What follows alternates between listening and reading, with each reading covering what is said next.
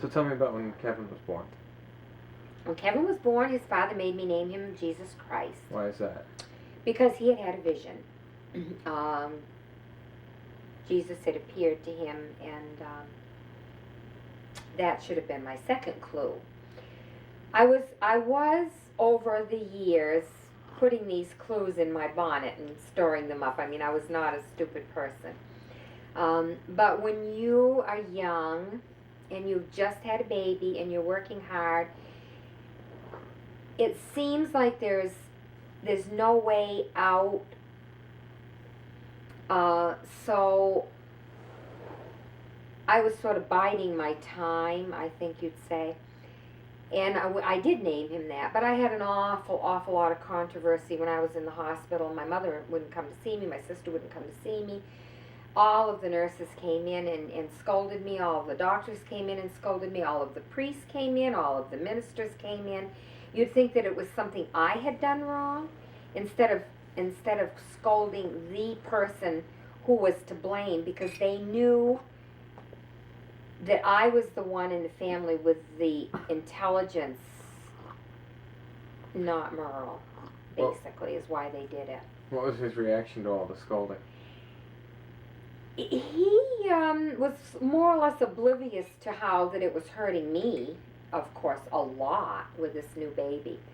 I mean, when you have a baby, a beautiful baby like Kevin was, he was a peaches and cream, little dimply cheek, fat, little, cute, adorable baby. He was beautiful. Merle looked like a little monkey. I love you, Merle. No, I'm just kidding. Just a little levity here.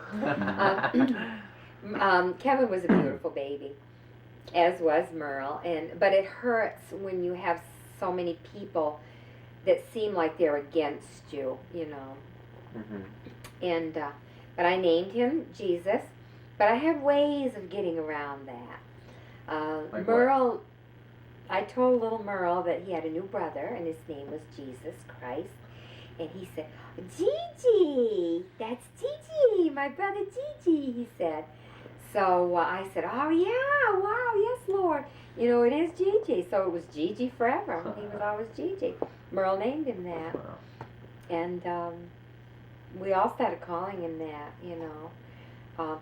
And then when Kevin was ready to go to school, Merle came home one day and I was sitting in the kitchen and I said, I'm going up to the town clerk's office and change Gigi's name. And he was really upset. He was really upset. But I had a plan all these years. I was never going to send my son to school with that name. I was never going to have him be humiliated, because kids are cruel. Little children don't mean to be, but they're mean. You know, and I wasn't going to let my son go through that. But I didn't want him to have to go through a life of misery with his father either, you know, which he would have if I had subjected him to that over the years. So he said, well, I named him the first time, and if you name him this time, I'll never call him whatever it is you name him. So I just got in the car, went up and went to see Bunny Bell. She was the town clerk. And she said, well, I knew you'd be here sooner or later. She said, I never sent this into the state. I kept it right here in my file cabinet. Never sent that name into the state. So she said, what do you want to name your little boy? And I was like, I was totally unprepared. I didn't know what I wanted to name him. But I said, Kevin. Kevin sounds like a good name. And she said, what do you want? Do you want a middle name? And I said, Michael, after Father Michael DeMassey, our priest in Gilman, who was always a great guy. We kids liked him a lot. So it was Kevin Michael Allin.